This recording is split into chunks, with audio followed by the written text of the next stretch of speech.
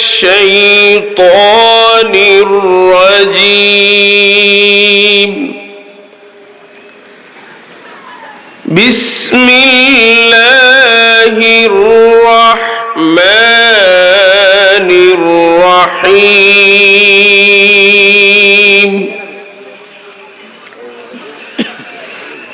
أحسب الناس أن يتركوا أن يقولوا آمنا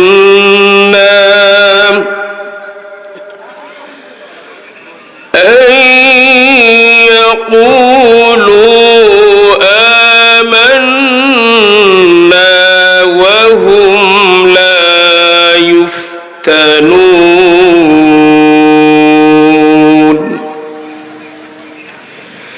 في شان حبيبه مخبرا وآمرا إن الله وملائكته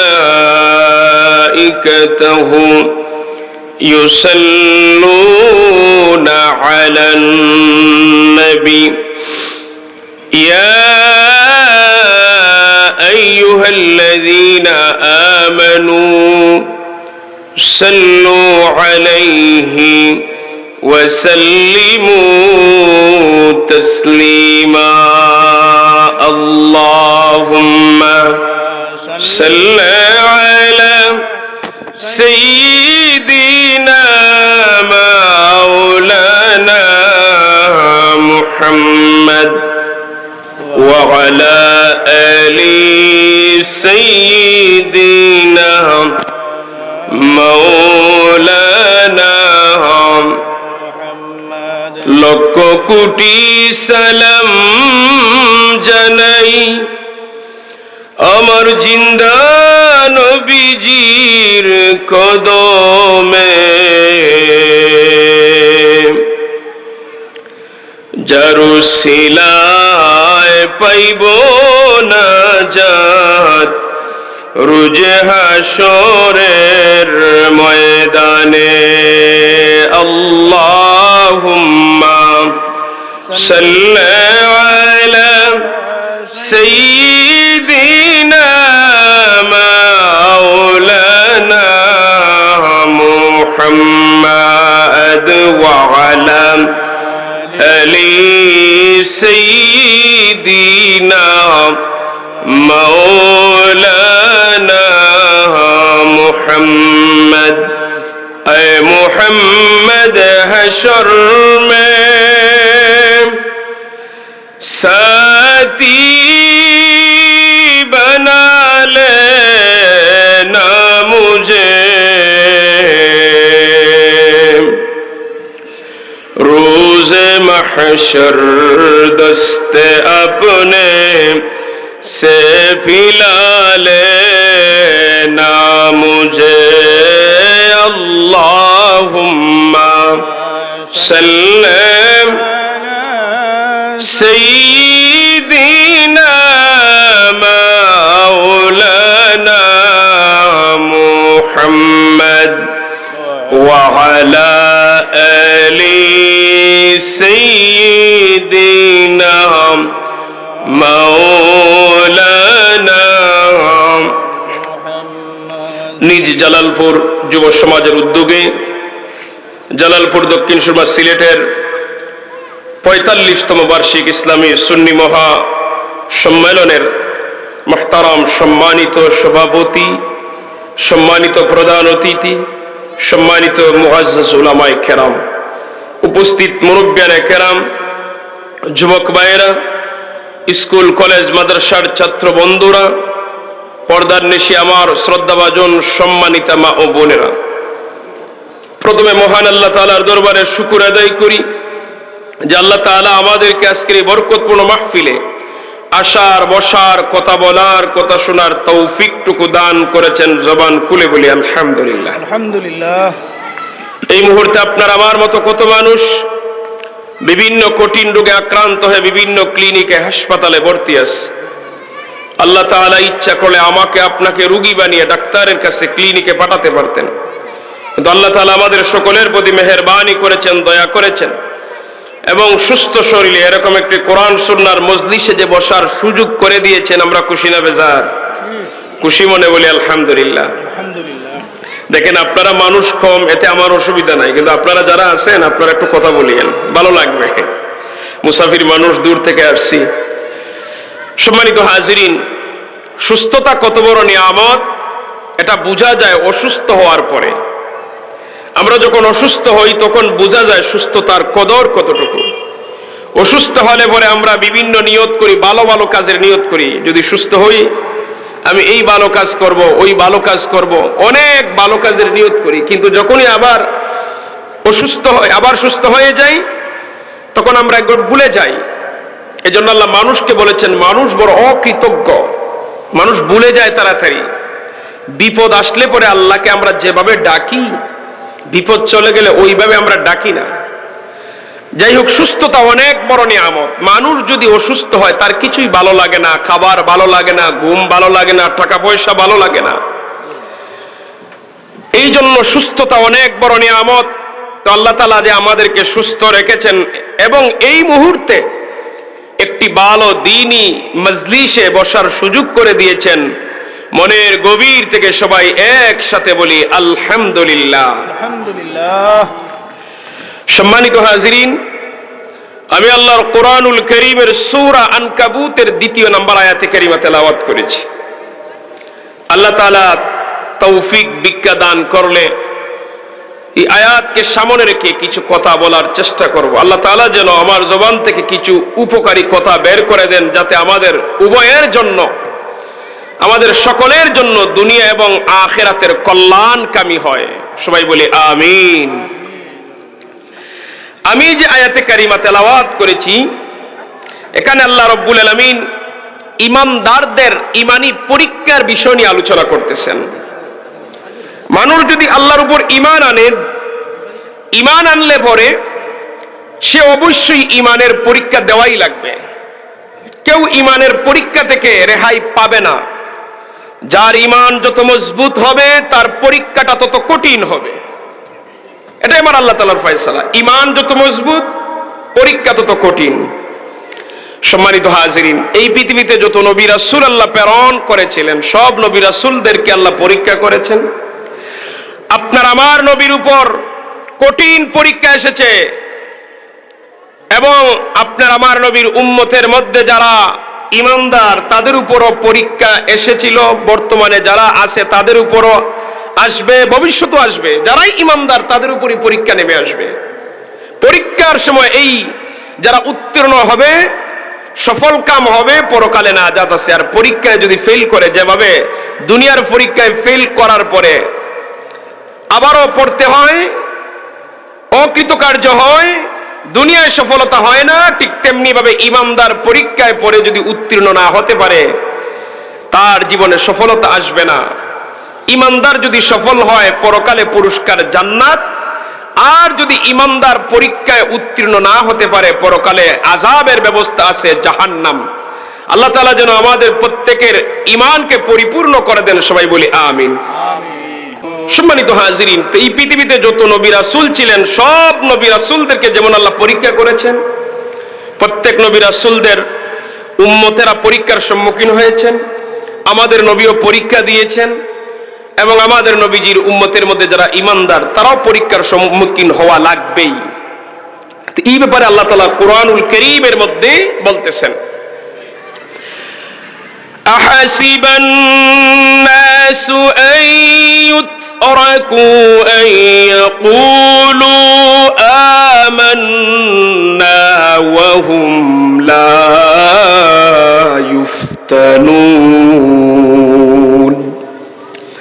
মানুষ কি মনে করে, মানুষ কি ধারণা করে, লোকেরা কি মনে করে যে আমি ঈমান এনেছি, আমি ঈমান এনেছি আর এমনি আমি তাকে ছেড়ে দিব, কোনো পরীক্ষা করব না? আল্লাহ তাআলা বলতেছেন, মানুষ কি মনে করে যে মানুষ বলল আমি ঈমান এনেছি আর তাকে এমনি ছেড়ে দেওয়া হবে, কোনো পরীক্ষা করা হবে না? আল্লাহ তাআলা বলতেছেন। এই আয়াতের ব্যাখ্যায় মুফাসসিরিনে কেরাম বলেন, যারাই ঈমান আনবে তাদের উপরে আল্লাহ তাআলার পক্ষ থেকে পরীক্ষা করা হবে তার ঈমানের উপর কতটুকু সে অবিচল থাকতে পারে, ঈমানের উপর কতটুকু দৃঢ় থাকতে পারে, ঈমানের উপর কতটুকু স্থির থাকতে পারে, ঈমানটাকে সে কতটুকু ধরে রাখতে পারে, এই জন্য পরীক্ষা করা হবে। যারাই ঈমান আনবে তাদেরই পরীক্ষা। সম্মানিত হাজিরিন, আল্লাহর নবী সাল্লাল্লাহু আলাইহি ওয়াসাল্লাম ইসলামের দাওয়াত যেই দিন থেকে দেওয়া শুরু করে দিলেন, ওই দিন থেকেই কাফের মুশরিকেরা আপনার আমার নবীর উপর অত্যাচার করেছে, নবীর উম্মতের উপর অত্যাচার করেছে। আপনার আমার নবী ইসলামের দাওয়াত দিয়েছেন মাত্র 23 বছর। 23 বছর দাওয়াতের মধ্যে মাক্কি জীবনে দিনের দাওয়াত দিয়েছেন 13 বছর, মাদানী জীবনে 10 বছর, এই হলো মোট 23 বছর দাওয়াত। মাক্কি জীবনের 13 বছর দাওয়াতের মধ্যে প্রথম 3 বছর দাওয়াত ছিল গোপনে, তারপরে হয় প্রকাশ্যে। প্রথমে গোপনে, তারপরে প্রকাশ্যে দাওয়াত। গোপনে দাওয়াত দিলেন, কয়েকজন মুসলমান হলেন, তারা কাফেররা জানে না এরা যে মুসলমান, নিজেদের পরিচয় লুকিয়ে রাখতেন, এজন্য কাফেররা জানলে মারবে, কাটবে, অত্যাচার করবে, নির্যাতন করবে। সম্মানিত হাজিরিন, 3 বছর অতিক্রম হওয়ার পরে আল্লাহ তাআলা এবার আদেশ করলেন, হাবিব আর দাওয়াত গোপনে নয়, আবার দাওয়াত দিতে হবে প্রকাশ্যে। আপনার আমার নবী একদিন সকালবেলা আরবের সাফা পাহাড়ের উপরে উঠে একটি শব্দ বারবার করে উচ্চারণ করতে লাগলেন, ইয়া সাবাহা, ইয়া সাবাহা, হে বুরের বিপদ, বুরের বিপদ। মক্কার মানুষেরা বলেন এটা তো মুহাম্মদের কণ্ঠ ছাড়া অন্য কোনো মানুষের কণ্ঠ নয়। দুনিয়ার অন্য কোনো মানুষ যদি এই আওয়াজ করত বিপদে পড়েছে, আমরা বিশ্বাস নাও করতাম, কিন্তু মুহাম্মদের কণ্ঠ আমাদের দেখা, আমরা জীবনে কোনোদিন মুহাম্মদরে কোনোদিন মিথ্যা বলতে দেখি নাই। সুবহানাল্লাহ, একটু মন খুলে বলেন সুবহানাল্লাহ। তারা দৌড়ে দৌড়ে নারী, পুরুষ, যুবক, বৃদ্ধ যারাই ছিল এসে পাহাড়ের নিকটে হাজির, এসে বলে, মুহাম্মদ কোথায় তোমার বিপদ? কি বিপদ আমাদেরকে বলো, আমরা সবাই মিলে বিপদ থেকে উদ্ধার করে দিব। আল্লাহ নবী বলেন, আমি যদি তোমাদেরকে বলি পাহাড়ের অপর দিকে তোমাদের শত্রুরা দাঁড়িয়ে আছে, তোমাদের উপর হামলা করবে, তোমরা কি বিশ্বাস করবে? সমস্ত কাফেররা একসাথে আওয়াজ করে বলল, হ্যাঁ তুমি মুহাম্মদে যদি বলো আমরা বিনা দ্বিধায় বিশ্বাস করব, কেননা আমরা দেখি নাই তুমি কোনোদিন মিথ্যা বলতে, আমরা যাচাইও করব না। তুমি যদি বলো শত্রু দাঁড়িয়ে আছে, আমরা মেনে নিব, কারণ তুমি সত্যবাদী। সুবহানাল্লাহ বলেন। এবার আপনার আমার নবী বললেন, আমার জাতির মানুষেরা, গোষ্ঠীর মানুষেরা, শোনো, তোমরা যে নিজের হাতে মূর্তি বানিয়ে লাত, মানাত, উজ্জার ধর্ম পালন করো, তার কাছে প্রার্থনা করো, এটা তোমাদেরকে জাহান্নামের দিকে নিয়ে যাবে। আমি তোমাদেরকে এক আল্লাহর উপর ঈমান আনার জন্য আহ্বান করতেছি, আর আমি আল্লাহ তাআলার পক্ষ থেকে প্রেরিত রাসূল, আমি নবীর উপর ঈমান আনার জন্য তোমাদেরকে আহ্বান করতেছি। বলেন সুবহানাল্লাহ। সম্মানিত হাজিরিন, কিছুক্ষণ আগে তারা সাক্ষী দিল, তুমি যা বলো সত্য বলো। যখন এই নবীজি দিনের দাওয়াতের ঘোষণা দিলেন, সবার আগে দাঁড়িয়ে গেল নবীজির পরিবারের একজন মানুষ, নাম হলো আবু লাহাব। আবু লাহাব দাঁড়িয়ে বলে, তাব্বাল্লাকা ইয়া মুহাম্মদ আলী হাজা জামাতানা, ও মুহাম্মদ তুমি ধ্বংস হও, এই জন্যই বুঝি তুমি আমরা জমা করেছো। নাউজুবিল্লাহ বলেন। আবু লাহাব এই কথা বলা মাত্রই সাধারণ মানুষ, যারা নারী, পুরুষ, যুবকেরা ছিল, সবাই আপনার আমার নবীরে গালিগালাজ করে চলে গেল। নবীজির মনটা ব্যথায় ব্যথিত হলো, মনটা একেবারে ভেঙ্গে গেল। আল্লাহ তাআলা জিবরিল আমিনকে পাঠাইলেন, জিবরিল আমিন এসে হাজির হয়ে গেলেন। তাব্বাত ইয়াদা আবি লাহাবিন ওয়া তাব, ধ্বংস হোক আবু লাহাবের 2 হাত এবং সে নিজে ধ্বংস হোক। আবু লাহাব বলেছিল নবী ধ্বংস হওয়ার কথা, আল্লাহ তাআলা বললেন আবু লাহাব ধ্বংস হওয়ার কথা। সুবহানাল্লাহ বলবেন না?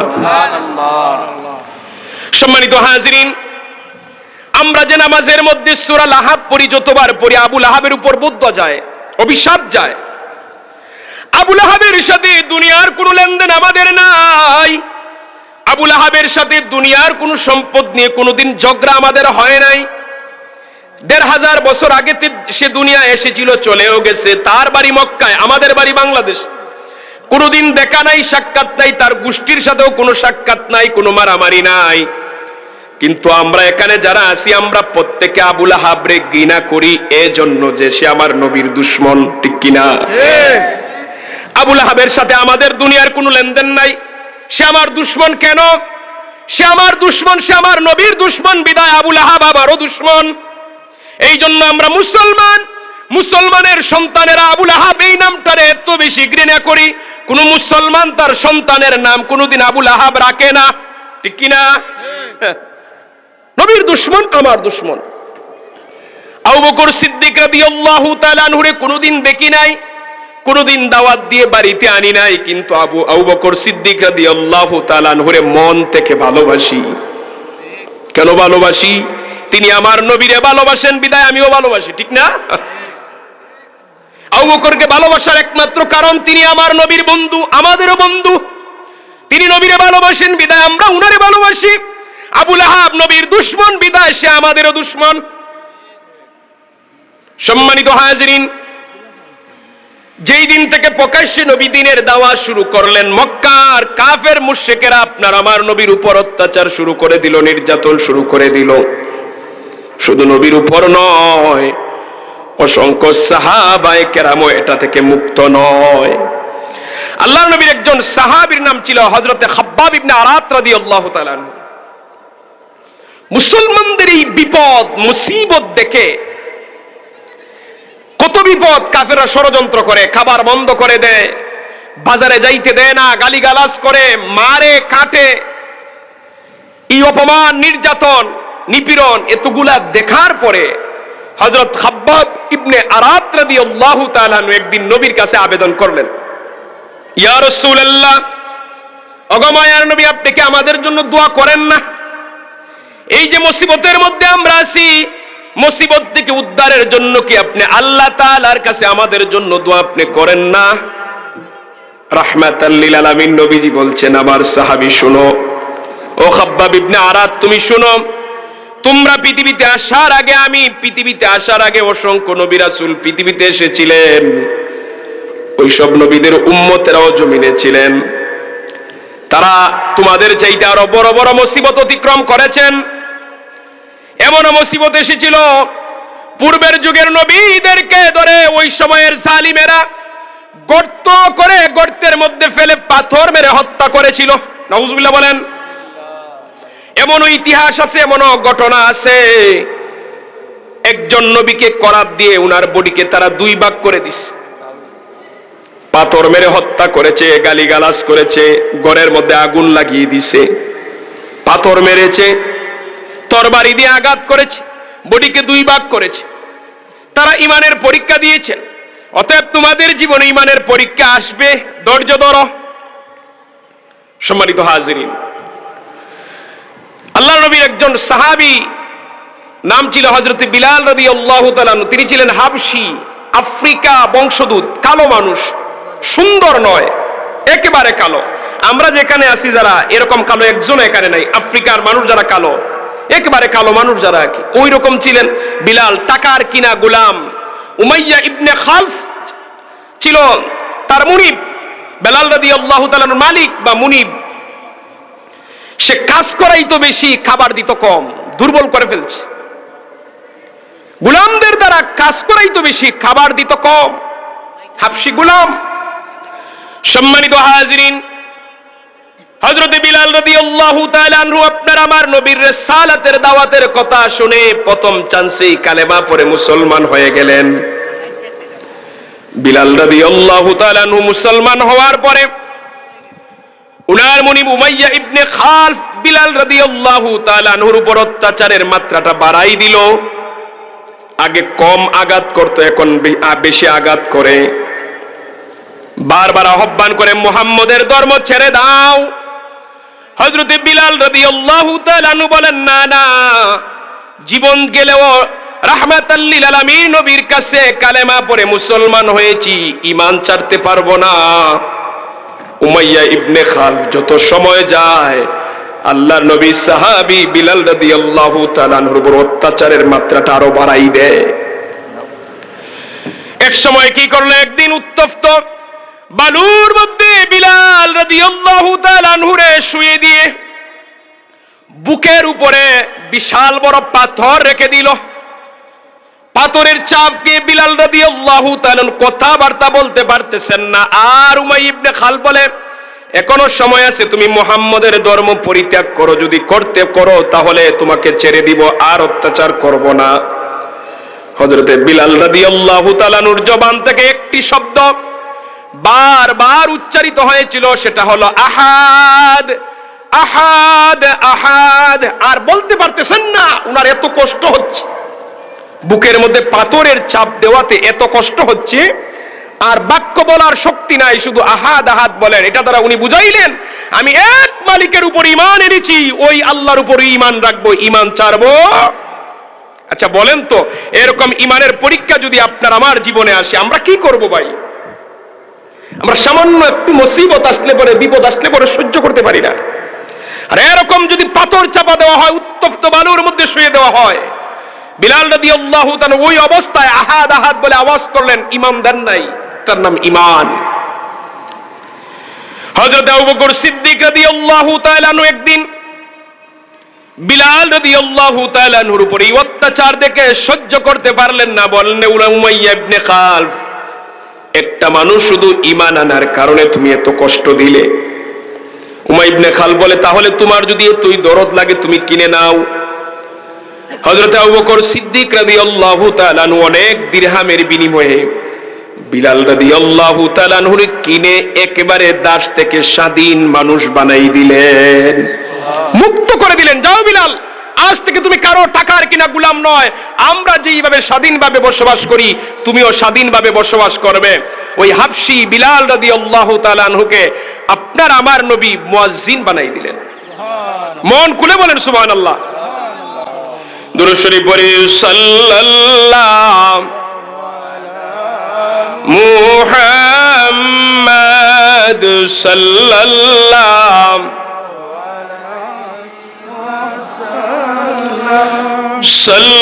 সাল্লাল্লাহু আলা মুহাম্মাদ সাল্লাল্লাহু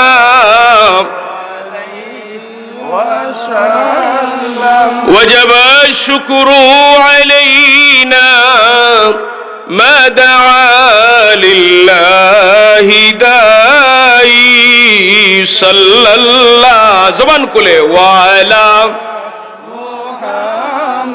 محمد صلى الله عليه وسلم صلى الله على محمد صلى الله عليه وسلم।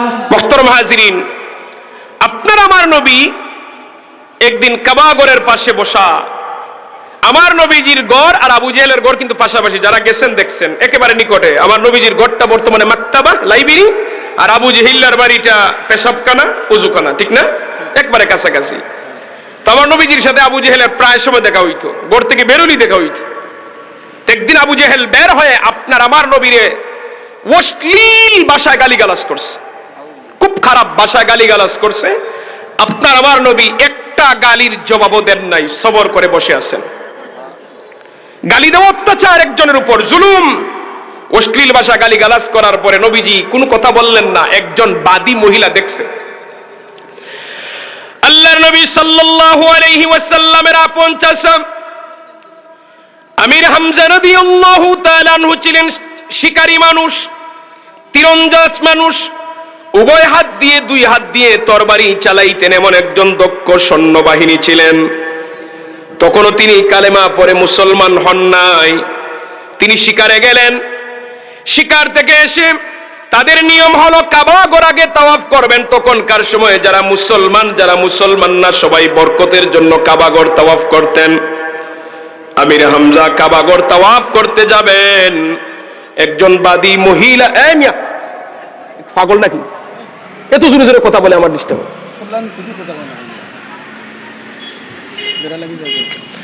আমির হামজা রাদিয়াল্লাহু তাআলা আনহু কাবাগর তাওয়াফ করার জন্য রওনা দিলেন। বাদী মহিলা ডেকে বলে, আরে আমির হামজা, তুমি জানো না তুমি যখন বাড়িতে ছিলে না, আজ আবু জেহেল তোমার ভাতিজা মুহাম্মদ রে এত বেশি অশ্লীল ভাষায় গালিগালাজ করেছে, যা শুনে আমি সহ্য করতে পারি নাই। তোমার ভাতিজা কোনো প্রতিবাদ করে নাই, নীরবে বসে রয়েছে, ধৈর্য ধরেছে। আমির হামজার অন্তরে নবীজির প্রতি মায়া লাগলো। আমার ভাতিজারে গালিগালাজ করবে এত বড় সাহস আবু জেহেলের। উনি কাবাগর তওয়াফ করতে না গিয়ে আবু জেহেলকে তালাশ করতে লাগলেন। গিয়ে দেখেন কয়েকজন মানুষকে নিয়ে আবু জেহেল আলাপ আলোচনা করতেছে, গল্প করতেছে। হাতের মধ্যে ধনুক ছিল, ধনুক দিয়ে আবু জেহেলের মাথার মধ্যে এমন জোরে আঘাত করেছেন, মাথা ফেটে রক্ত বের হওয়া আরম্ভ হয়েছে। সুবহানাল্লাহ। অথচ মুসলমান না তিনি, ভাতিজার পক্ষে গিয়ে আঘাত করেছেন আবু জেহেলের মাথায়। বনু মাখজুম গোত্রের কয়েকজন মানুষ ছিল এখানে বসা, তারা প্রতিবাদ করার জন্য দাঁড়াইছে। তা আবু জেহেল বলে, না তোমরা দাঁড়াইও না, প্রতিবাদ করো না, আজকে সে ঠিকই আমারে মারছে, কেননা আমি তার ভাতিজার আজকে খুব বেশি গালিগালাজ করেছি, সে উপযুক্ত বিচারই করেছে, উপযুক্ত প্রতিশোধই সে নিয়েছে। ওই সময় আমির হামজার জবান দিয়ে একটি বাক্য বের হয়েছিল। আমির হামজা বলেছিল, না আবু জেহেল, তুমি জানো না মুহাম্মদ যেই দিনের প্রচার করে, যেই ধর্মের দাওয়াত দেয়, আমি সেই ধর্মের উপরই আছি। সুবহানাল্লাহ। আমার ভাতিজা মুহাম্মদ যেই দিনের ধর্মের দাওয়াত দেয়, সেই দিনের উপর আমি প্রতিষ্ঠিত আছি। এই কথা উনার মুখ দিয়ে চলে আসছে। তারপরে গেলেন কাবাগর তাওয়াফ করে বাড়িতে গেলেন। রাতের বেলা একা একা চিন্তা করেন, আমি যে এই কথাটা বলে ফেললাম মুহাম্মদের দিনের উপর আছি, অথচ আমি আমার বাপ দাদার ধর্ম লালন করি। সম্মানিত হাজির, সারাটা রাত এই বিষয় নিয়ে উনি গবেষণা করলেন, চিন্তা করলেন আমি কি করতে পারি, আমি কি সত্যি আমার ভাতিজার দিনের উপর আছি নাকি বাপ দাদার ধর্মের উপর আছি। সারা রাত চিন্তা ভাবনা করে কাবাগরের পাশে গেলেন, রবের কাছে দোয়া করেন, আল্লাহ আমাকে সঠিক পথ দেখান। দোয়া করে রাহমাতাল লিল আলামিন নবীজির দরবারে গিয়ে হাজির হয়ে বলেন, ভাতিজা মুহাম্মদ, গতটা রাত সারাটা রাত আমি এই দ্বিধাবোধের মধ্যে আছি, তুমি আমার একটা ফয়সালা দাও। আপনার আমার নবীজি প্রশ্ন করলেন, চাচা আপনার দিলের মধ্যে কি বিরাজ করে আমারে বলেন। আমির হামজা উনার জবান খুলে বলেন, রে ভাতিজা, আমার দিলে সাক্ষী দেয় সত্যি আমি তোমার দিনের উপরে আছি, আমারে এখনই কালেমা পড়ে মুসলমান বানিয়ে দাও। মন খুলে বলেন সুবহানাল্লাহ। কালেমা পড়ে মুসলমান হয়ে গেছেন। সম্মানিত হাজিরিন, মুসলমান হওয়ার পরে মুসলমানদের উপর অত্যাচারের মাত্রাটা আরো বাড়ালো কাফেররা। মাক্কি জীবন 13 বছর এখানে রাখলাম, শেষ। এবার আসেন মাদানী জীবনে যাই, আলোচনার সাথে সামঞ্জস্য করার জন্য। মাদানী জীবনের শুরুটা ছিল মুসলমানের জন্য আরো বড় বিপর্যয়ের। হিজরত করে যখন মদিনায় গেছেন, মক্কা থেকে দুর্বল মুসলমানরা মদিনায় গেছেন, মদিনার মুসলমানরা তাদের ধন সম্পদ মক্কার মুসলমানদেরকে বন্টন করে দিয়েছেন। এরা মুহাজির, তারা আনসার, বাগবাটুয়ারা করে নিছেন দুর্বল। তখন মদিনার আধিপত্য ছিল ইহুদিদের হাতে। এইদিকে মক্কার কাফেররাও ষড়যন্ত্র করে, অর্থনৈতিক সমস্যা, সামাজিক বয়কট, তারপরে খাবার নাই, এত দুর্দশা চলতেছে। মুসলমানদের শুধু পেরেশানি, খাবারের অভাব, টাকার অভাব। দুর্বলেরা শুধু মুসলমান, ইহুদিরা ঠাট্টা করে যে মুসলমান মানে গরিব, মুসলমান মানে দুর্বল, অসহায়, খাবার নাই। তাহলে এটা কিভাবে সত্য ধর্ম হলো? সত্য ধর্ম হলে কেন আল্লাহ তাদের প্রতি দয়া করেন না? আমরা লাত মানাত উজ্জার নিজের হাতে মূর্তি বানাই, ইবাদত করি, আর আমাদের এই মূর্তিগুলোর বরকতে আমরা ধনী। এইভাবে ঠাট্টা বিদ্রুপ করে। সম্মানিত হাজিরিন, আল্লাহ রাব্বুল আলামিন মুসলমানদের এই দুর্দিনে কোরআনুল কারীমের সূরা বাকারার 214 নম্বর আয়াত নাজিল করে মুসলমানদেরকে সান্ত্বনার বাণী শুনাইলেন। সুবহানাল্লাহ বলেন। সূরা বাকারার 214 নম্বর আয়াত আল্লাহ নাজিল করলেন, আম হাসিবতুম আন তাদখুলুল জান্নাতা ওয়া লাম্মা ইয়াতিকুম মাসালুল লাযীনা খালাউ মিন قبلكم مست মাসাতহুমুল বাসাউ ওয়াদ-দাররাউ ওয়াজুলজিলু হাত্তা ইয়াকুলার রাসূল يقول الرسول والذين آمنوا معه متى نصر الله ألا إن نصر الله قريب الله تعالى নাযিল করে দিলেন আয়াত মানুষকে মনে করে যে মানুষ এমনি জান্নাতে প্রবেশ করবে, মানুষ কি মনে করে এমনি মানুষ জান্নাতে প্রবেশ করবে, ওই বিষয়ের সম্মুখীন না হওয়া পর্যন্ত যে বিষয়ের সম্মুখীন হয়েছিলেন তাদের পূর্ববর্তী ঈমানদারেরা কিসের সম্মুখীন হয়েছিলেন? আল্লাহ তাআলা বলতেছেন মাসাতহুমুল বাসাউ ওয়াদ-দাররাউ ওয়াজুলজিলু, মাসাতহুমুল বাসাউ ওয়াদ-দাররাউ ওয়াজুলজিলু, বিপদ মুসিবত নির্যাতন নিপীড়ন ভূমিকম্প, বড় বড় মুসিবত ভূমিকম্প বিপদ আপদ নির্যাতনের সম্মুখীন না হওয়া পর্যন্ত মানুষ কি মনে করে জান্নাতে প্রবেশ করবে?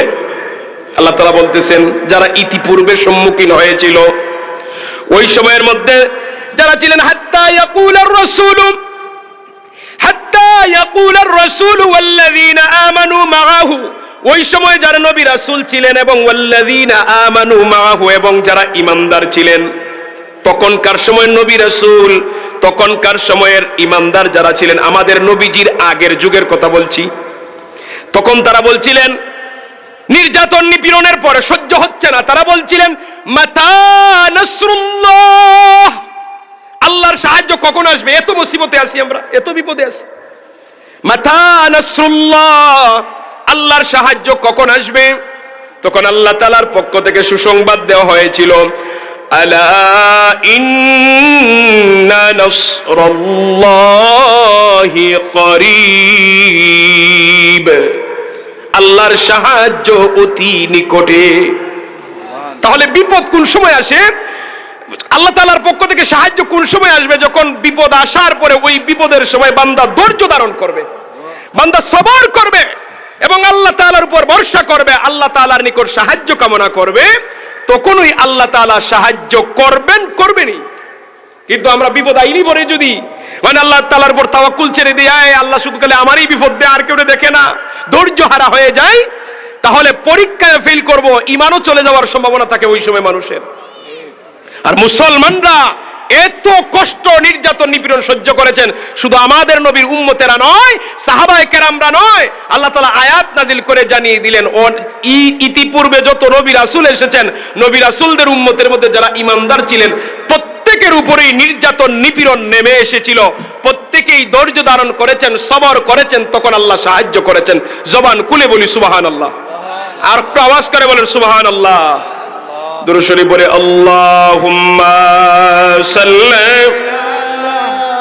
সাইয়্যিদিনা মাওলানা মুহাম্মাদ ওয়া আলা আলি সাইয়্যিদিনা মাওলানা। একটু জবান খুলে পড়ি ভাই, আল্লাহুম্মা সাল্লি مولانا محمد وعلى آل سيدنا এই আয়াতে কারিমা নাজিল হওয়ার পরে মুসলমানদের হৃদয়ের মধ্যে শান্তি পাইলেন যে আমরা বিপদের মধ্যে আছি, অবশ্যই আল্লাহ তাআলা আমাদেরকে সাহায্য করবেন। ঈমানদাররা সবর করলেন। সম্মানিত হাজিরিন, মদিনায় যাওয়ার পরে বদর যুদ্ধ অনুষ্ঠিত হলো, মক্কার কাফেরদের সাথে বদর যুদ্ধ অনুষ্ঠিত হলো, মুসলমানদেরকে আল্লাহ তাআলা বিজয় দান করলেন। ওই বদর জিহাদের মধ্যে, যুদ্ধের মধ্যে নবীজির চাচা আমির হামজা রাদিয়াল্লাহু তাআলা আনহু আবু লাহাবের স্ত্রী হিন্দা বিনতে উতবার বাইরে হত্যা করেছেন, তার বাবারে হত্যা করেছেন। আমির হামজা রাদিয়াল্লাহু তাআলা আনহু হিন্দার ভাই এবং বাবারে হত্যা করার কারণে হিন্দা বিনতে উতবা আমির হামজার প্রতি বড় রাগান্বিত, সুযোগ খুঁজতেছে যে বাবুই হোক আমির হামজার কাছ থেকে আমি প্রতিশোধ নিব। নবীজির চাচা আমির হামজার হাতে হিন্দা বিনতে উতবার বাবাও নিহত হইছে, মারা গেছে, ভাইও মারা গেছে। আবুল আহাবের স্ত্রীর কথা বলছি। আবুল আহাবের স্ত্রীর নাম ছিল হিন্দা বিনতে উতবা, মানে উতবার মা। তখন সে কি করছে, হিন্দার কিতদাস ছিল ওয়াহশী, একজন গুলাম। তিনি ছিলেন বর্ষা নিক্ষেপকারীর একজন প্রশিক্ষণপ্রাপ্ত সৈন্য। বর্ষা খুব মানে জুড়ে মারতে পারতেন। আর আমির হামজা ছিলেন ধনুক তীর মারতে পারতেন এবং দুই হাতে তরবারি চালাইতে পারতেন। সুবহানাল্লাহ। ওর পাশে আসেন। দুই হাতে তরবারি ব্যবহার করতেন আমির হামজা, আর তীর নিক্ষেপ করতে পারতেন। খুব সাহসী মানুষ। আর ওয়াহশী ছিল বর্ষা নিক্ষেপকারী, দূর থেকে বর্ষা দিয়েছে টার্গেট ফিল আপ করতো, এমন মানুষ। হিন্দা বিনতে উতবা চুক্তি করছে যে তুমি যদি আমির হামজারে মারতে পারো তাহলে তোমার একেবারে আজাদ করে দিব। ওয়াহশীর কথা হলো আমার যেভাবেই হোক আমার আজাদ হওয়া দরকার, আমি আর গুলামি জীবন চাই না। সুযোগ খুঁজতেছে। পরবর্তীতে শুরু হলো উহুদের যুদ্ধ। উহুদের যুদ্ধে আমরা জানি যে মুসলমানরা পরাজয় বরণ করেছিলেন, কিন্তু ওই উহুদের যুদ্ধে এক নবীজির চাচা আমির হামজা রাদিয়াল্লাহু তাআলা আনহুর হাতে 31 জন কাফের নিহত হয়েছিল। আপনাদের আওয়াজটা বুঝতেছি না ভাই, জবান খুলে বলেন না সুবহানাল্লাহ। 31 জন কাফেররা একাই তিনি দুই হাতে তরবারি দিয়ে দুনিয়া থেকে বিদায় করে জাহান্নামে পাঠাই দিয়েছেন। আমির হামজা রাদিয়াল্লাহু তাআলা আনহু গুরার উপর সওয়ার হয়ে তরবারি হাতে নিয়ে একজন কাফেরকে দাওয়া করতেছেন। কাফেরদের একজন লিডারকে দাওয়া করার জন্য এগিয়ে গেলেন। ওয়াহশী জানে আমির হামজার সামনে গেলে আমি দাঁড়াতে পারবো না, সরাসরি আমির হামজারে আঘাত করতে পারবো না, মারতে পারবো না, তাই সুযোগ খুঁজতেছে। যাওয়ার রাস্তায় পথের মধ্যে লুকিয়ে সে বর্ষা নিক্ষেপ করলো। সে নিজে বর্ণনা করে, আমি যখন আমির হামজার শরীরে বর্ষাটা নিক্ষেপ করেছি, আমির হামজার নাভি দিয়ে বর্ষা ঢুকে পিছন দিকে বের হয়ে গেছে। আমির হামজা লুটিয়ে পড়লেন, শাহাদাতের পেয়ালা পান করলেন, দুনিয়ার সফর শেষ করে ফেলছেন। একজন মানুষ মারা যাওয়ার পরে তার লাশের উপর আর অত্যাচার দুনিয়ার কোনো মানুষ করে না। কিন্তু আবুল আহাবের স্ত্রী হিন্দা বিনতে উতবা এত জঘন্য মহিলা ছিল, সে নিজে রাসূলুল্লাহর চাচা আমির হামজা রাদিয়াল্লাহু তাআলা আনহুর লাশের নিকটে গেল, দুইটা কান সে আলাদা করে দিল, নাকটা কেটে আলাদা করে দিল, পেটটা ছিঁড়ে ভিতর থেকে কলিজা বের করে কলিজা চাবাইতে লাগলো। নাউযুবিল্লাহ। দুইটা কান কেটে দিল, নাক কেটে দিল, পেট ছিঁড়ে কলিজা বের করে কাঁচা কলিজা চাবায়, কলিজা চিবিয়ে ফেলে দেয়। এই বিবর্ত এই লাশটা রাহমাতাল লিল আলামিন নবীজির সামনে যখন নেওয়া হয়, আপনার আমার নবীজি দুটা চোখ দিয়ে পানি ছেড়ে দেন। আজকের ময়দানে সবচেয়ে বেশি ক্ষতিগ্রস্ত হলেন আমার চাচা দুনিয়ার দিকে। উনাকে এত কষ্ট দেওয়া হলো, নির্যাতন করা হলো। রাহমাতাল লিল আলামিন নবীজি জানাজার নামাজের ইমামতি করলেন। সম্মানিত হাজিরিন, আরেকজনের লাশ আসলো, উনারও জানাজা পড়া হয়, কিন্তু আমির হামজা রাদিয়াল্লাহু তাআলা লাশ সরানো হয় না, উনার লাশটা সামনে থাকে। জানাজা চলছে, এইভাবে আরেকজন মুসলমানের লাশ আসে, জানাজা চলে। উহুদের যুদ্ধে মুসলমানরা শাহাদাত বরণ করেছেন মোট 70 জন সাহাবী। 70 জনের 70 বার জানাজা হয়েছে। আর নবীজির চাচা আমির হামজা রাদিয়াল্লাহু তাআলা আনহুর জানাজা 70 বার পড়া হয়েছে। সুবহানাল্লাহ। এই জন্য ওনাকে বলা হয় সাইয়্যিদুশ শুহাদা। মতান্তর আছে যে 70 বার, কম বেশি 72 বার বা অনেকবার পড়া হয়েছে, না সহিহ কথা, অনেক বর্ণনা আছে 70 বার। সাইয়্যিদুশ শুহাদা। উহুদের ময়দানের প্রান্তরে এখনো আমির হামজা রাদিয়াল্লাহু তাআলা আনহুর কবর শরীফ আছে। মানুষ গেলে দাঁড়িয়ে দাঁড়িয়ে চোখের পানি ফেলে এবং জিয়ারত করে। সেই 1500 বছরের আগের স্মৃতির কথা মানুষের হৃদয়ে আনে, চোখের পানি ছেলে মানুষ জিয়ারত করে আর কাঁদে। সম্মানিত হাজিরিন, এই যে নবীজির চাচা এত ত্যাগ, এই যে শরীরের এত ইন্তেকালের পরেও শাহাদাত বরণ করার পরও ওনার শরীরকে এত কত বিক্ষত করা হলো, তার একমাত্র কারণ ছিল নবীজির ধর্ম, নবীজির রিসালাতের দাওয়াত গ্রহণ করার জন্য। কথা বলেন ঠিক কিনা? এইভাবে নবীজির সাহাবায়ে কেরাম দ্বীনের জন্য জীবনকে কুরবান করে দিয়েছে।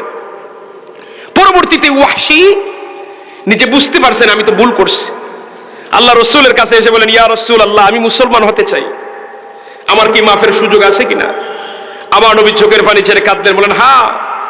ওয়াহশীকে কালেমা পড়ে মুসলমান বানিয়ে দিয়ে বলেন, ওয়াহশী, তুমি আমার সামনে বেশি আসিও না, তোমারে দেখলেই আমার চাচার কথা স্মরণ হয়, আর আমার চাচার কথা স্মরণ হলে আমার বুকটা ফেটে যায়। আমার চাচা সারাটা জীবন ভর তিনি আমার পাশে ছিলেন, আমাকে ছায়ার মতো আগলে রেখেছেন, তোমাকে দেখলেই চাচার কথা মনে হয়, তুমি আমার সামনে বেশি আসিও না। সম্মানিত হাজির, ওয়াহশী মুসলমান হওয়ার পরে তিনি নিয়ত করলেন যে আমি বর্ষা দিয়ে ইসলামের মহান একজন পুরুষ আমির হামজারে দুনিয়া থেকে বিদায় করে দিয়েছি ভুলের কারণে, সেই একই বর্ষা দিয়ে ইসলামের সবচেয়ে বড় দুশমনকে না মারা পর্যন্ত আমি ক্ষান্ত হব না। সুবহানাল্লাহ।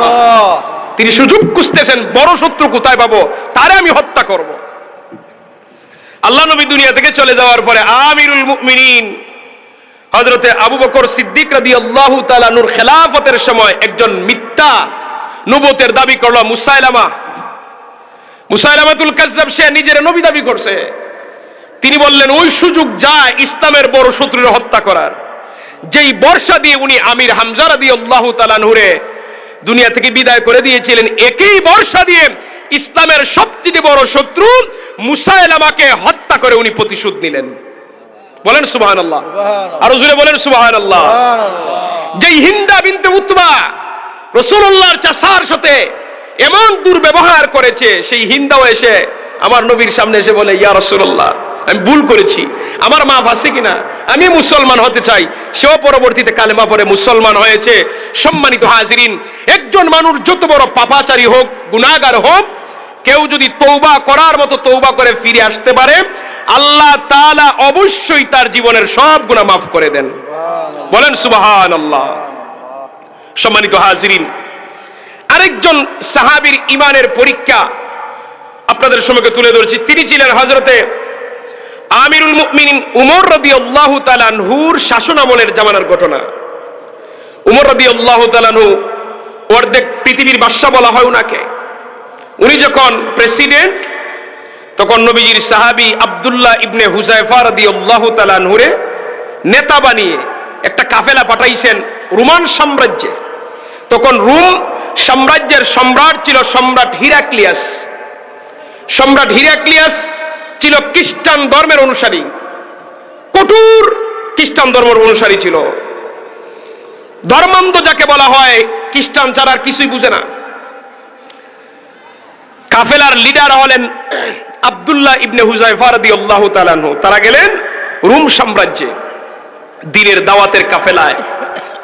গোয়েন্দা সংস্থারা ধরে ফেলছে যে মুসলমানদের একটা কাফেলা আসছে রোম সাম্রাজ্যে। যখন ধরে ফেলছে, যখন জানছে এরা মুসলমান এবং এদের লিডার আব্দুল্লাহ ইবনে হুযায়ফা, ধরে নিয়ে রোমান সম্রাট হিরাক্লিয়াসের সামনে নিয়ে গেছে। সম্রাটের সামনে নিয়ে যাওয়ার পরে সম্রাট, তার বড় ইচ্ছা যে মুসলমানদেরকে আমি একটু পরীক্ষা করব, দেখি চেষ্টা করে তাদেরকে খ্রিস্টান বানানো যায় কিনা। খ্রিস্টান বানানোর চেষ্টা করবে, সে অফার দিবে, মুসলমানদের ইমানি পরীক্ষা করবে। ওই রোমান সম্রাট যদি হিরাক্লিয়াস যদি এখন আমরা যে মুসলমান, আমরা এইভাবে পরীক্ষা করতো, আমাদের যে কি একটা অবস্থা হইত, আমাদের যে ইমানের অবস্থাটা, আমাদের যে ইমান কোথায় যাইত।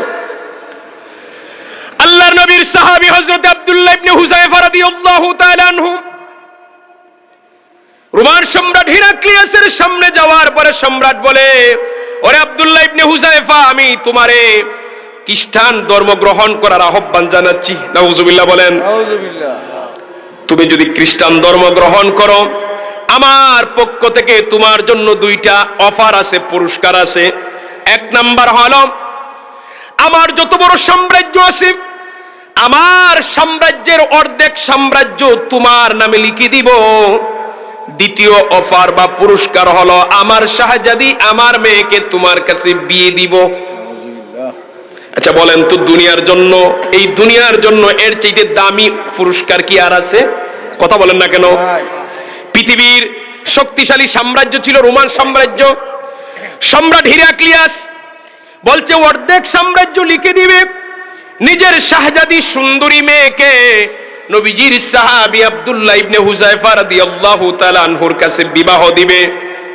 নবীর সাহাবী দুনিয়ার এত বড় লোভনীয় অফার পাওয়ার পর উনি একটা জবাব দিয়েছিলেন, ওরে রুমের কুকুর, তুমি তোমার সাম্রাজ্যের অর্ধেক কেন, তুই যদি তামাম দুনিয়াও আমার নামে লিখে দেস, তারপরেও মুহাম্মদ সাল্লাল্লাহু আলাইহি ওয়াসাল্লামের দ্বীন থেকে সরে যাব না।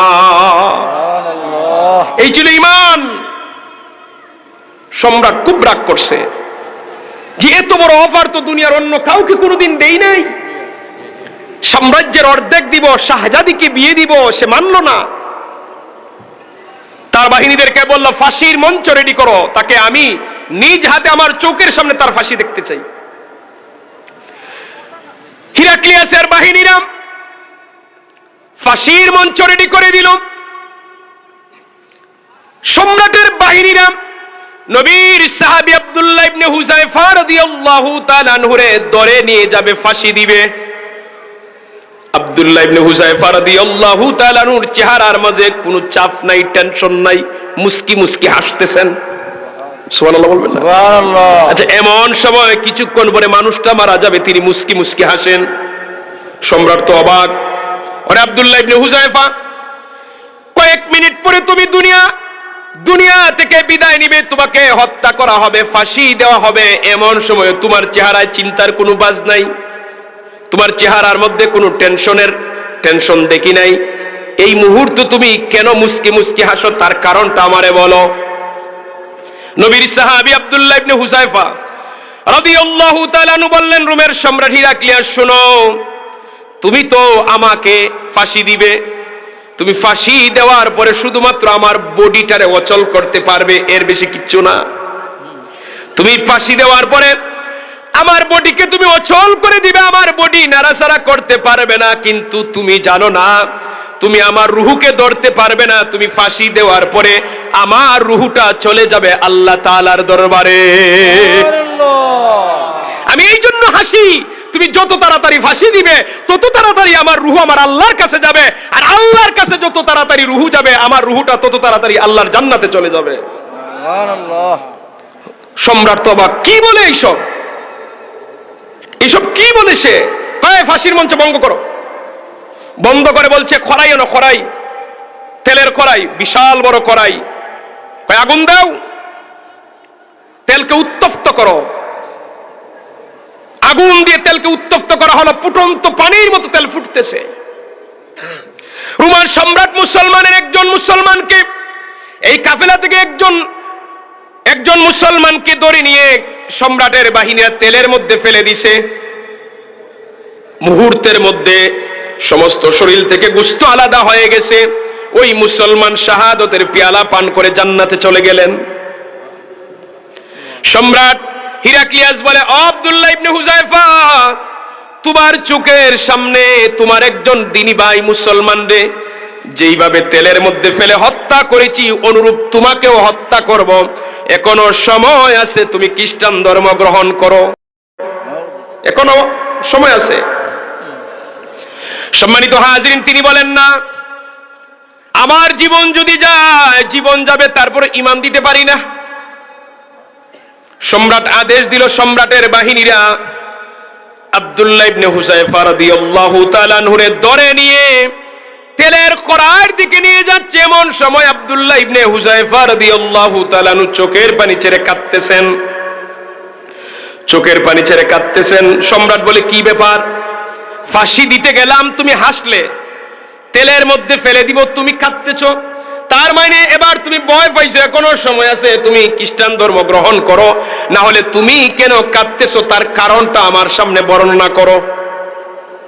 আল্লাহর নবীর সাহাবী হযরতে আব্দুল্লাহ ইবনে হুযায়ফা রাদিয়াল্লাহু তাআলা আনহু দৃঢ় কণ্ঠে জবাব দিলেন, ওরে রোমের সম্রাট হিরাক্লিয়াস, আজকে আমার মাত্র একটা জীবন আছে, তুমি যদি তেলের মধ্যে ফেলে আমারে হত্যা করো, তাহলে তো আমার একটা জীবন আমি আল্লাহর নামে দিয়ে শাহাদত বরণ করব। আমি এই জন্য কাঁদি, আল্লাহ তাআলা যদি এইভাবে আমারে 100 বার সুযোগ দিতেন, আমি 100 বার শাহাদতের পেয়ালা পান করতাম। সম্রাট তো অবাক, কি বলে এইসব? কই তেলের কড়াই বাদ দাও, এবার নতুন আরো এর চেয়ে কঠিন পদ্ধতি আবিষ্কার করতেছে যে রাসূলুল্লাহর সাহাবীকে যেন ইমাম থেকে সরাইতে পারে। এবার কি করছে, বলে একটা ঘরের মধ্যে বন্দি করে তারা রাখো, আর একজন সুন্দরী রূপসী চরিত্রহীন একটা মহিলা দিয়ে দাও। পুরুষ যত বড় শক্তিশালী হোক, মহিলার প্রতি দুর্বল, মহিলার প্রতি আকৃষ্ট হবেই, এক সময় সে বাধ্য হবে মহিলার সাথে খারাপ কাজ করতে। আল্লাহর নবীর সাহাবী হযরতে আব্দুল্লাহ ইবনে হুযায়ফা রাদিয়াল্লাহু তাআলা আনহুরে বলে, ঘরের ভিতরে বন্দি করে রাখো, আর সুন্দরী রূপসী একজন গায়িকা নষ্টা চরিত্রহীনা মহিলারে তার ঘরে দিয়ে বন্দি করে দাও। পুরুষেরা মহিলার প্রতি আকর্ষণ, এক সময় বাধ্য হয়ে সে জিনা করবে, জিনা করলে তার ঈমানটা দুর্বল হয়ে যাবে, তারপরে তাকে ইসলাম থেকে সরানো সম্ভব হবে। সম্মানিত হাজিরিন, আল্লাহ নবীর সাহাবী হযরতে আব্দুল্লাহ ইবনে হুযায়ফা রাদিয়াল্লাহু তাআলা আনহুরে ঘরের ভিতরে বন্দি করে রেখে দিল।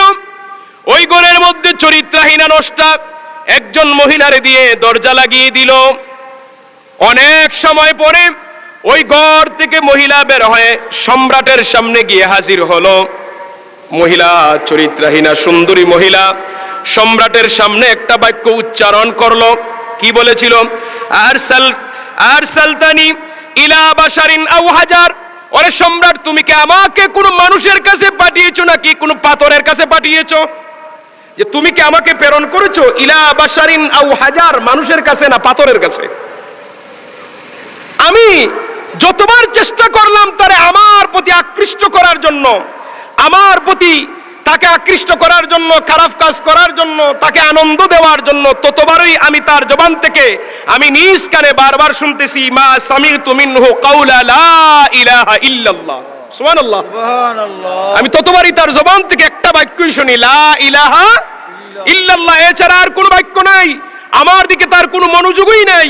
আমি হাজারবার চেষ্টা করেও ব্যর্থ হয়ে গেলাম।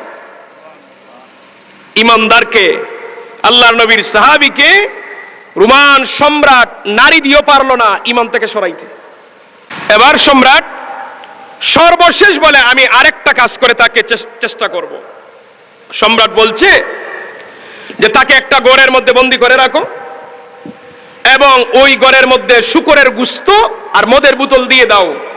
ক্ষুধার যন্ত্রণায় যখন ছটফট করবে, খাবারের অভাবে মারা যাবে, তখন বাধ্য হয়ে শূকরের গোশত খাবে, মদ খাবে। দুইটাই হারাম। এই দুইটা খাইলে পরে তার ঈমান এমনি দুর্বল হয়ে যাবে। নাউযুবিল্লাহ বলেন। নাউযুবিল্লাহ। কতগুলি পরীক্ষা চলতেছে ধারাবাহিকভাবে, চিন্তা করেন। আল্লাহর নবীর সাহাবী হযরত আব্দুল্লাহ ইবনে হুযায়ফা রাদিয়াল্লাহু তাআলা আনহুকে ঘরের ভিতরে শূকরের গোশত এবং মদের বোতল দিয়ে সম্রাটের বাহিনীরা দরজা লাগিয়ে দিল। এভাবে একাধারে 3 দিন চলে গেল। বলে দরজা খুলে দেখো তার অবস্থা কি। সম্রাট মনে করেছে মুসলমান দুর্বল হয়ে বাধ্য হয়ে শূকরের গোশত খাবে, মদ পান করবে। 3 দিন পরে দরজা খোলা হলো। দরজা খুলে দেখে সম্রাটের বাহিনীরা গোশতের জায়গায় গোশত পড়ে আছে, মদের জায়গায় মদ পড়ে আছে। আর মুসলমান সাহাবী আব্দুল্লাহ ইবনে হুযায়ফা রাদিয়াল্লাহু তাআলা আনহুর বডিটা কঙ্কালের মতো শুকিয়ে গেছে, তারপরও হারাম খাবার গ্রহণ করেন নাই। ঈমান কাকে বলে? রোমান সম্রাট বলেন, আব্দুল্লাহ ইবনে হুযায়ফা, তুমি আমারে বলো এমন কোন জিনিস তোমার এই খাবার থেকে নিজেরে বিরত রাখছে? কি তোমার ভিতরে এমন জিনিস আছে, কোন জিনিস তোমারে এই খাবার থেকে তোমারে বিরত রাখে? মানুষ ক্ষুধার যন্ত্রণায় ছটফট করে, তখন মানুষ বাধ্য হয়ে অবৈধ জিনিস গ্রহণ করে। তুমি কেন খাইলে না? নবীর সাহাবী আব্দুল্লাহ ইবনে হুযায়ফা রাদিয়াল্লাহু তাআলা আনহু দৃঢ় কণ্ঠে বলেন, ওরে রোমান সম্রাট হিরাক্লিয়াস, শোনো, আমি যদি এই শূকরের গোশত খাইতাম, মদ পান করতাম, তাহলে আমার আল্লাহ বেজার হয়ে যাইতেন, তুমি সম্রাট খুশি হইতে। আমি চাই না তুমি খুশি হও আর আমার আল্লাহ আমার উপর বেজার হয়ে যান, নারাজ হয়ে যান। আমি আল্লাহ রব্বুল আলামিনকে খুশি করার জন্য তোমার মতো নাফরমান বাদশারে 1000 বার বেজার করতে আমি রাজি। আমার ঈমান এই শূকরের গোশত খাওয়া থেকে, মদ পান করা থেকে বিরত রাখছে। আর আমি যেই এই ধৈর্য ধরেছি, হয়তো আমার কষ্ট হয়েছে, শরীর শুকিয়ে গেছে, আমার রব আমার প্রতি খুশি, তুমি আমার প্রতি বেজার। আমি চাই তুমি আমার প্রতি বেজার থাকবে, রব যেন আমার প্রতি খুশি থাকেন। সুবহানাল্লাহ। সম্রাট হিরাক্লিয়াস বুঝে গেছে এই আব্দুল্লাহ ইবনে হুযায়ফারে আর কোনো পদ্ধতি নাই যে ঈমান থেকে সরানো। তাই সে সর্বশেষ একটা অফার দিছে, তুমি যদি আমার কপালে একটা চুমা দিতে পারো আমি তোমারে মুক্ত করে দিব। তুমি আমার কপালে চুমা দিবে, আমি তোমাকে ছেড়ে দিব। আল্লাহর নবীর সাহাবী হযরত আব্দুল্লাহ ইবনে হুযায়ফা রাদিয়াল্লাহু তাআলা আনহু বলেন, তাহলে আমার একটা শর্ত আছে, শুধু আমি না, আমার সাথে যত মুসলমান আছে, আমাদের কাফেলায় যত মুসলমান আমার সাথে আছে, সবাইকে যদি মুক্ত করে দাও তাহলে আমি তোমার কপালে চুমা দিতে রাজি। সম্রাট রাজি হয়ে গেছে। আব্দুল্লাহ ইবনে হুযায়ফা রাদিয়াল্লাহু তাআলা আনহু সম্রাটের কপালের মধ্যে চুমা দিয়ে মুসলমান সবাইকে নিয়ে সসম্মানে নিরাপদে মদিনায় চলে আসলেন। আমিরুল মুমিনিন হযরত ওমর রাদিয়াল্লাহু তাআলা আনহু জানতে চাইলেন, আব্দুল্লাহ ইবনে হুযায়ফা রাদিয়াল্লাহু তাআলা আনহু এই সফরের ঘটে যাওয়া সমস্ত ঘটনা কুলে কুলে বর্ণনা করলেন।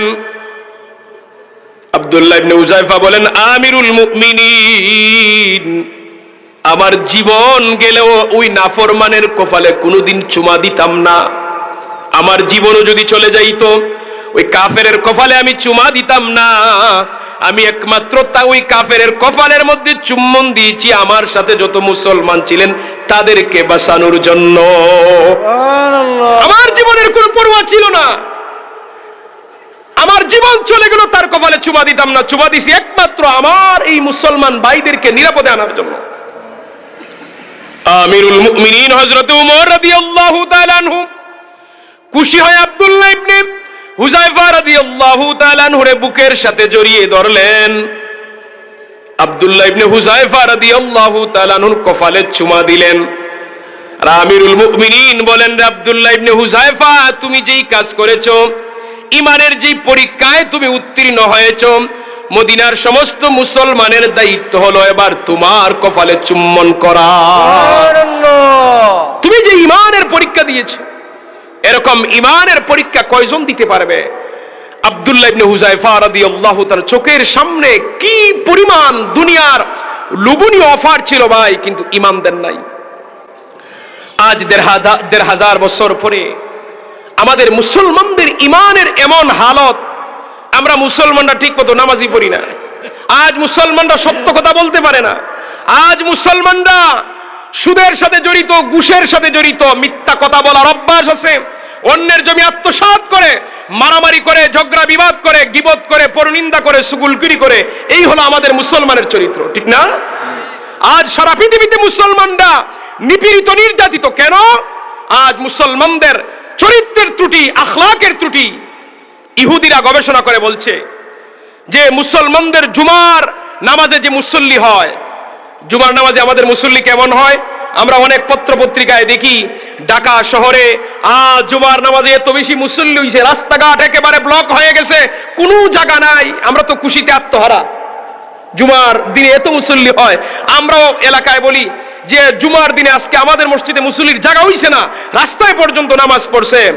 ইহুদিরা বলে ওই জুমার নামাজের দৃশ্য যেই দিন মুসলমানদের মসজিদে ফজরের জামাত অনুষ্ঠিত হবে, ওই দিন থেকে পৃথিবীর নেতৃত্ব আবার মুসলমানরা দিবে। ওই মুসল্লি যেই দিন ফজরের নামাজে হবে। আজ ফজরের নামাজের মুসল্লিদের করুণ অবস্থা। মসজিদ পড়ে আছে শুধু ইমাম সাহেব আর মুয়াজ্জিন সাহেব, দুই একজন মুসল্লি ছাড়া আর মুসলমানের খবরই নাই। কথা বলেন ঠিক না? ও ভাই, সারা জীবন ওয়াজ শুনলে লাভ হবে না যদি আপনার আমার মধ্যে নামাজ না থাকে। নামাজ পড়বো তো ইনশাআল্লাহ, আমরা আমাদের ঈমানকে মজবুত করব, আল্লাহর হাবিব সাল্লাল্লাহু আলাইহি ওয়াসাল্লামের রেখে যাওয়া পথ এবং মতে চলবো।